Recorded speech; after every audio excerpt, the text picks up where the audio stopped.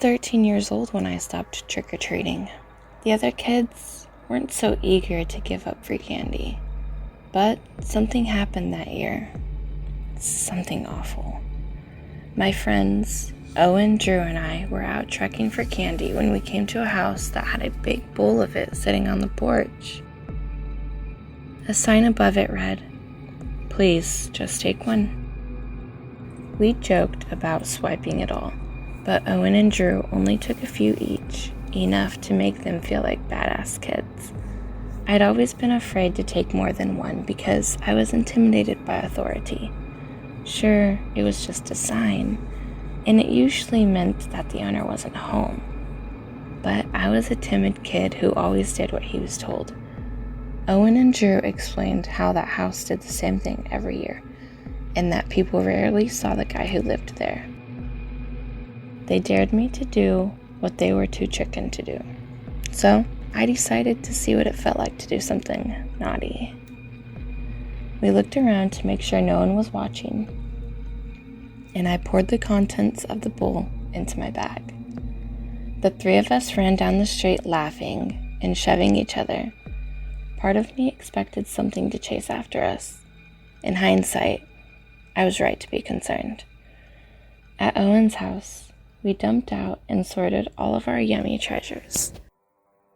I tried to offer him and Drew some of the contraband candy, but they refused. I remember Owen saying, "That's all you, dude," and Drew shouting, "I don't want your tainted treats." Granted, they weren't entirely serious, but I was annoyed that they weren't sharing in their responsibility. Enough to go home instead of sleeping over.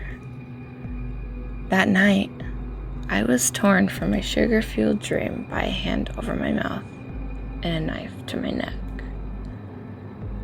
The skin was rough, and the blade was ice cold.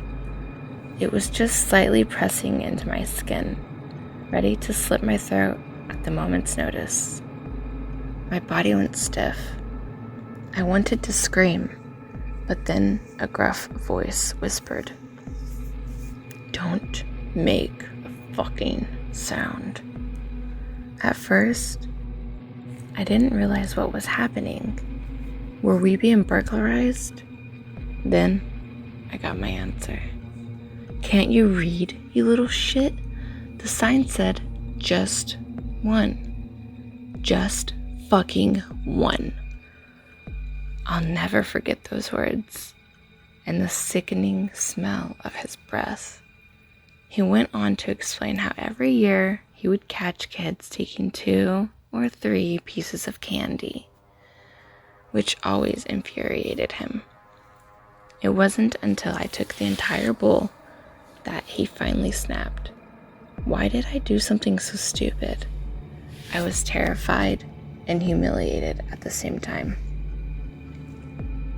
"You like candy, you little shit?" he asked me, so I shook my head as much as I could despite his hand pressing against my face. Then he removed it, still holding the knife to my neck, and proceeded to shove unwrapped candy into my mouth. I tried not to inhale, but I couldn't help it. I could feel things pushing against the back of my throat as I whimpered and drooled. I started to gag, but he put his hand back over my mouth so I wouldn't cough anything up. I truly believed I was going to die, and I feared for my friends as well. My short life flashed quickly before my eyes. All I could think in this moment was, how could an adult hate children this much? Everything I presumed about them was suddenly a lie. They weren't infallible, and their authority wasn't always law. Fine, so I took this guy's candy. Did I really deserve to die? As I contemplated this for the first time, expecting to suffocate to death, my father rushed into the room, grabbed my metal desk chair, and beat the living daylights out of this guy. I never loved my dad so much as I did that night. I'm an adult now, and I live alone in a nice house on a quiet street with lots of kids. Every Halloween, I leave a basket on my front stoop full of candy with a sign that reads, "Take as many as you want."